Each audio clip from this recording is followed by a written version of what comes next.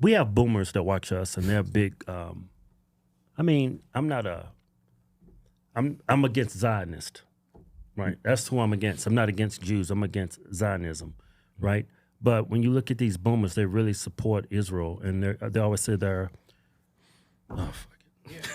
they're our biggest ally, you know. And it's like, and they get that because I've never heard Fox News say one bad or criticize Israel at all. Whenever they talk about Palestine and Palestinians, it's And always Muslims. terrorists. Yeah. They're all terrorists. And I'm noticing a lot of conservatives here lately going in on Muslims. And I know they're getting paid. Yep.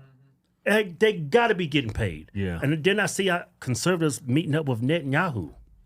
And then I see all these new posts about Muslims. I'm like, the way Muslims can fix this is just change the name. Just act like a Jew. Yeah. You'll never know. No joke. Yeah. Yeah. Yeah, I don't like that.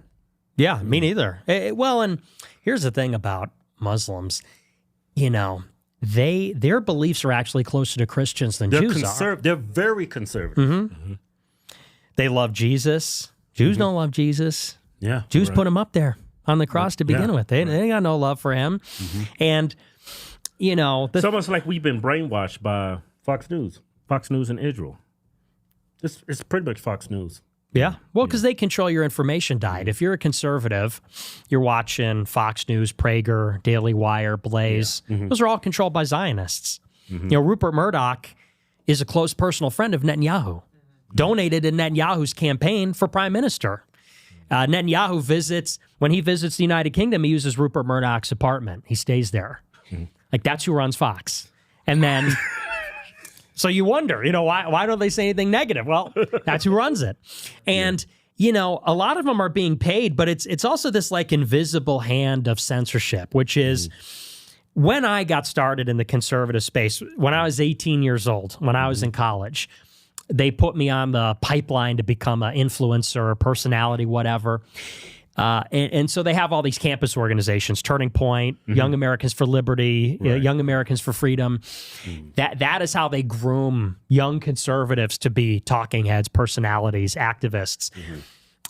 It starts very young. And so when I met a representative from one of those groups, I said, "Oh, you're a good talker. You're a great talent. We want to work with you. We want you to write for us." The first thing they asked me, "Do you want to take a trip to Israel?"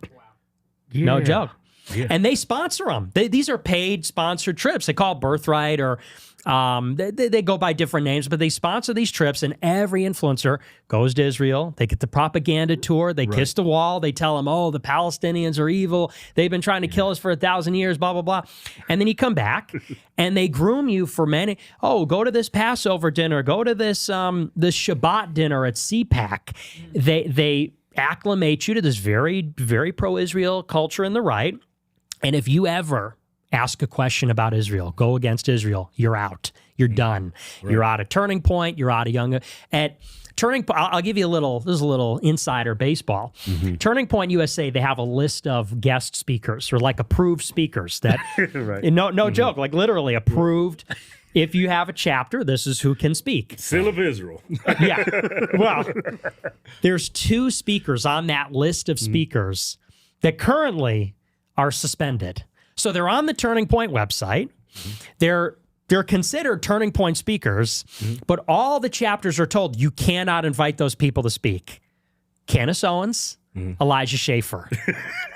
What do those have in common? Right. They criticize Israel. Yeah. So it's like, as a consequence, you get a conservative movement where no one has ever criticized Israel, because if they did, they were toast. A long time ago, they got trashed. So that is how they basically refine the conservative movement to have one position on this, and that's all. If you're just some normie, you're just some boomer or whatever watching TV, you got your kid puts you onto the iPad, you're watching the Blaze, that's all you're ever going to hear. Because if you want to find me, I was banned for 4 years. I just got back on Rumble, and they don't let me on the front page. That's how it goes. Right. Yeah, we got invited to go to Israel. I said, hell no. You sound like a black woman. Hell no. I was like, I'm not going there. Yeah, we got invited. I said, nah, no thanks. I'm going to work. Yeah, why would I go there? I would feel so guilty if I went there. I think they make you put on the hat too, huh? Yeah. Is it true you can't wear a cross? That is true. Wow. Yeah. So if I went out there and did this, the hell going on? You ain't wearing it. If I do that, will I get beaten up? yeah, they will spit on you. Yeah. They will confront you. No, you're kidding. You can look up. There's videos of this. Yeah, I've seen it too. Yeah. Christians walk down the street. A lot of missionaries, they get spit on. They get attacked. Like mobs will form up around them and say, you know, you're a piece of shit. You're a Christian. We're better than you. That's because they hate Jesus. Right? They hate Jesus. Yeah. In Israel, when they teach math in school, they don't use a plus sign. They're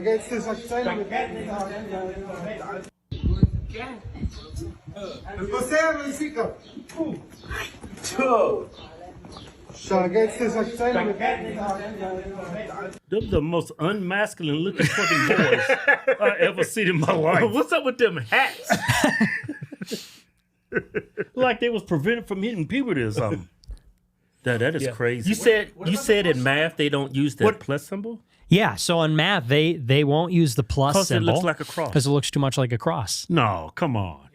100%, yeah. That's why they call them, you know, the racial slur for Jews is, well, I don't know if you want to say it because it's a show, but that comes from the Hebrew word for circle. Because when the Jews came in on Ellis Island, they put a check or a cross next to your name, an X, and the Jews said, no, don't put that on there, put a circle instead.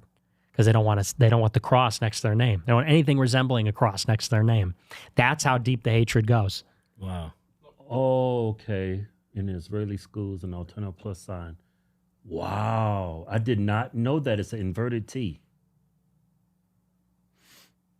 Looks like a cock and balls.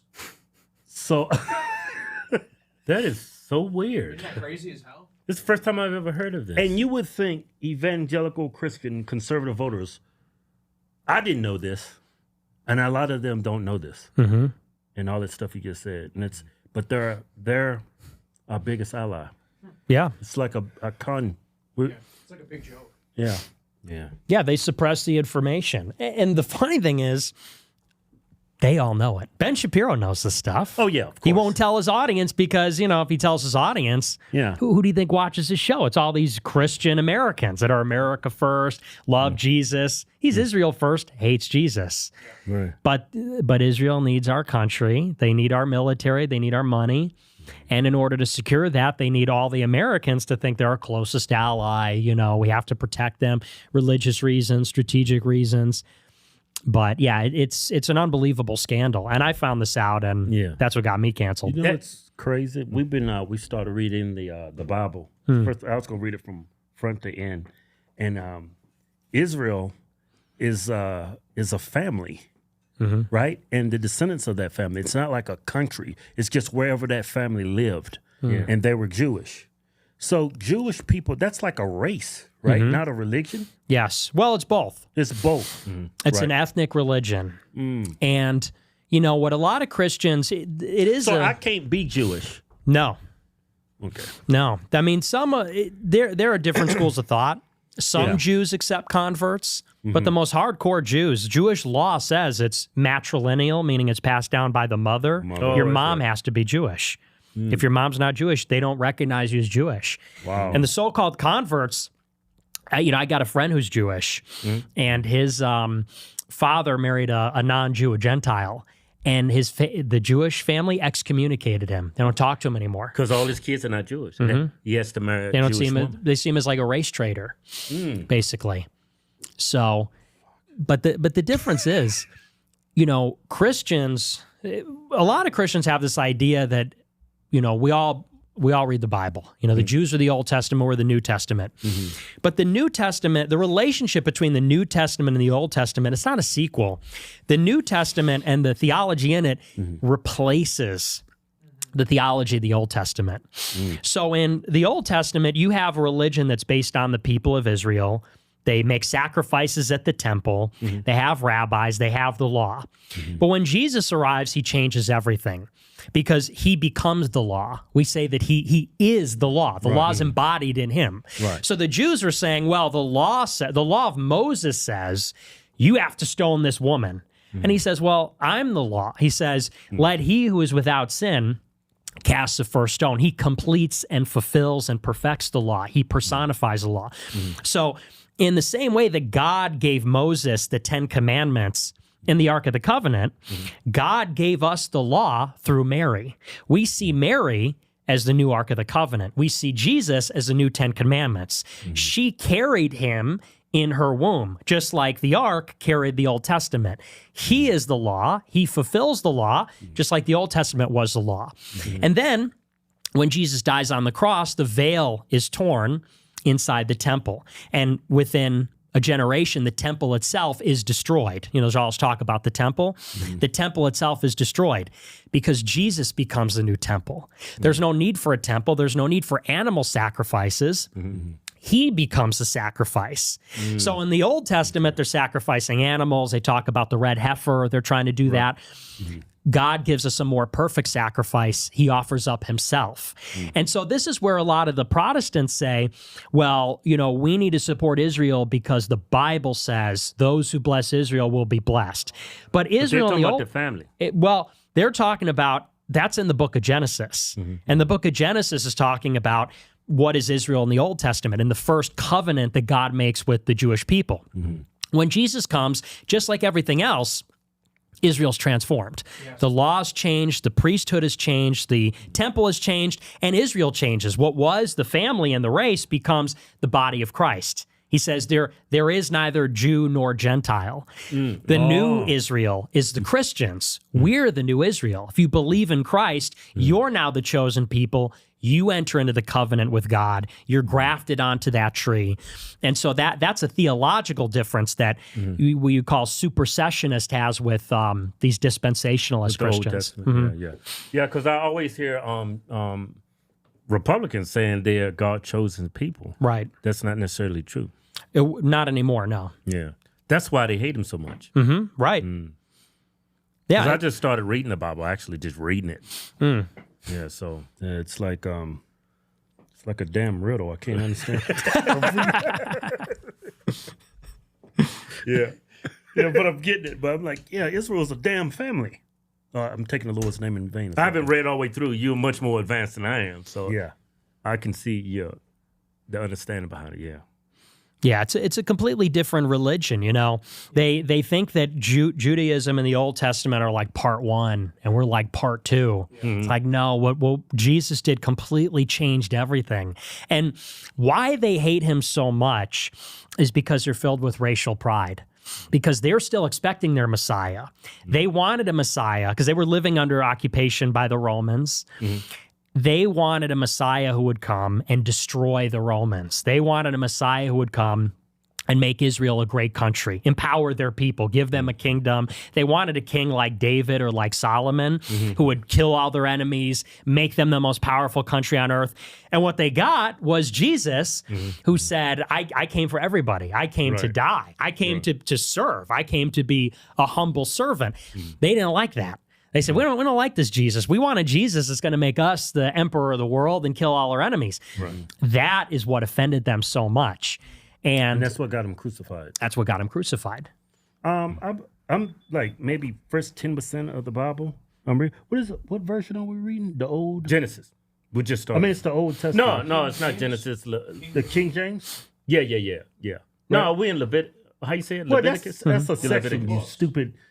Well, I just got to Leviticus. Yeah, but this is the King James version, right? Yeah. Well, shut the fuck up. Right, and I came across it says Palestine. Is that does that mean anything to you? What does that mean? That was the Roman name that was given to that area. That's crazy. Palestine. Yeah, that's a Roman name for that province. Israel is was the family of Jacob. Yes. And his descendants. It wasn't necessarily a country. It's just wherever they lived, right? Yes. So, but Palestine was an actual place. A lot of Republicans said it never existed. Yeah. Palestine never existed, and it did. Yeah. That's something that Jewish people say. Yeah. That's just like loaded up. That's something only a Jewish man would say. A Jewish person would say, yeah. Well, it's sort of like how, you know, somebody here Or let's say somebody in Texas would say like, this is America. You know, it's like, it's a deep contention about the identity of the place. Right. You know, so the Jew, like they'll even say, for example, the disputed territory in Israel's Gaza and the West Bank. And the Jews say, no, you can't call it the West Bank. It's Judea and Samaria. Because they believe that if you say West Bank, it almost like denies the Jewish claim to that territory. They want to call it the biblical Jewish name for that territory because that reflects their claim over the land. They're like, no, West Bank, this is new. Thousands of years ago, we called it Judea and Samaria. That's what it was then. That's what it always is. It was ours then. It will always be ours. So it's bound up with their contention over their right to the land. And that's why there's no such thing as a Palestine. And what they mean by that is there is some truth to the fact that there has never been a nation state called Palestine. You know, 100 years ago, what is Palestine was controlled by the Ottoman Empire. It's called UK Palestine or something like that? Yeah, it was the Mandate of Palestine, and the United Kingdom. But the United Kingdom took it from the Ottomans after World War I. It was controlled by Turkey. Turkey lost the war, and then Britain and France split up their territories. The UK got Palestine. But the point is, for thousands of years, you know, since the, I think, Umayyad or Abbasid Caliphate, it was just under control by a Muslim empire, by an Arab or Turkic Muslim empire. And so they say there was never a country called Palestine. Palestine was a province of the Roman Empire. Palestine was a province of the Abbasid Caliphate or the Ottoman Empire, and then the British Empire. But no one ever said, I'm in the same way that you would say I'm German. Like Germany's a country. France is a country. It's more like a state. Right, yeah. Like no one would say I'm an Illinoisan. Like what is that really? Right. Is that just really identity Sounds in that? gay too. Yeah. I'm a Chicagoan. Yeah. But so they say that to basically undermine the Palestinians' claim to the land. They say, oh, there's no such thing as a Palestine. We're the only country, the real country that's ever existed here. That's why they say it. I wonder why people don't realize bombing your own citizens and murdering children and kids, that's like a bad thing. It's like a war crime. Yeah. I still to this day, I don't get it. Yeah, I'm surprised Republicans don't get it. Yeah, I know. I mean, we're supposed to be the smartest group of people in the country. I mean, which we are, but why they don't see this, I don't understand. As Trump endorsed a very clearly morally contemptible man for Congress simply because AIPAC wants him into office, okay? That man's name is Randy Fine. He's truly just, on its face, he's a disgusting person. Just disgusting. Look at him. Can you hear this? Yeah. And he's so disgusting that he doesn't even try to hide it. He openly mocks photos of dead Muslim babies on Twitter. These are real X tweets from him. I'm just going to show you a few of them, just so you understand, like, this is who Trump got behind. Gaza must be destroyed, period. As if no humans live there. Palestinian is a code word for Hamas. Bombs away. He doesn't care. Kill every last Palestinian. It's great. Here's another one from him. Palestinian is just another word for demon. He's writing this. I just want you guys to try to flip that. I'll go back to that one. Try to flip that. Imagine if I was running for office and I wrote, Jewish is just another word for demon. Jew is just another word for demon. Israeli, rather, be more precise, Israeli is just another word for demon. You would go nowhere in politics. But for him, Trump's like, elect this guy. AIPAC wants him, okay? And so he did that. Let's go on to another one of his tweets. So, blow up the schools. No mercy. He's just talking about blowing up schools, you know, where tons of kids have died. Tens of thousands of children have been murdered there, and he's at least honest about the fact that he doesn't care. And lastly, here's him responding when someone showed him a picture of a dead baby. And they asked him, how do you sleep, right? He said, they asked him, supporting the killing of innocent people and babies and smearing voices that fight against genocide for some AIPAC money says a lot about your character. You should be ashamed of yourself, Randy. How do you sleep at night? He responds and says, quite well, actually. Thanks for the pic. That's crazy. Trump literally tweeted last week or 2 weeks ago, whatever it was, vote for this guy, AIPAC endorsed. Now, as Trump. That's why you don't vote, huh? Mm-hmm. Yep. Yeah. That's why you didn't vote for him. You see that AI video Trump came out about Gaza? No. He even threw a couple trains in there. Yeah, Gaza AI video? No. yeah. This is his. I don't know if he's trolling, but I think he's serious. This is his vision for Gaza. Yeah. Which I looked at the photos of that place. That's probably The best the real nicest estate in real the estate world. in the world. I think you didn't see this? No.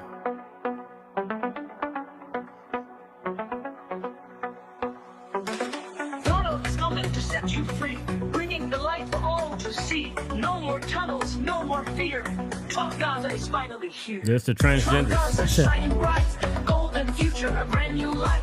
Feast and dance, the deal is done. Trump Gaza, #1. Trump Gaza shining bright, golden future, a brand new life. Feast and dance, the deal is done. Trump Gaza, #1. And this is the same time he said he was going to take all the Palestinians and give them their own land and all this. And I was like, man, that's crazy. Yeah, well, and it's a glib video. They're trying to make it funny. They're trying to make it into a meme. And I'm not a bleeding heart liberal by any stretch, but the people in Gaza are literally being starved to death. Right. You know, it's because all too- the aid we give to Israel It goes to straight them. to them. None of it goes to the And then- Palestinians. Exactly. Yeah, And the well, they Palesti- intercept it. Yeah. They intercept all of it. They say, oh, well, anything that's dual use, Israel will confiscate. So, for example, if a truckload of humanitarian aid has a pair of scissors in it, Israel says, well, scissors could be a weapon. We're blocking the whole truck. Now, that's the pretext with how they do it. But, yeah, they have blockaded the entire thing. All the checkpoints are closed. There's no electricity. They shut down the electricity, no water, no food's getting in, no medicine. They bomb the hospitals, the schools, farmland, residential areas. I mean, so these people, all 2.1 million are just being systematically killed. Like, by definition, that's what's happening. And I don't know how any Christian can support that. Right. You know, you could say America has strategic objectives. We don't want Iran to get a nuclear weapon. That's legitimate. We don't want China to invade Taiwan. Okay, that's legitimate. We're going to murder 2 million people. Right. And it's happening only because of the United States. People say, well, we shouldn't send them aid. It's deeper than that. This could not happen without us. Like, it's the aid. We would veto any Security Council resolution against it. We come in. If any other country tried to intervene to stop this, we come in to scare them off. It is only happening because of us, and we're going to pay the price. Our reputation's suffering. The Muslim world's going to hate us for generations. Probably there's going to be a terrorist attack inspired by this. So the blood's on our hands, and Christians support it. I don't know how you could do that. Yeah. Judeo-Christian values, right? Yeah, there you go. Christian. Here's our new giveaway. Get out of the way. Woo! That's beautiful, right? Dodge Challenger. Hellcat. Look at the tires. It's a V50 in this. It's supercharged. Wide body, it means it grabs the road. You can't flip this. Look how sexy this car is. You can look like Stephen Hawking and still pick up a chick in this car. Go to officialhodgetwins.com. Anything you buy on the site gets you automatic. Enter to win. No purchase necessary. Void where prohibited. See official rules for details.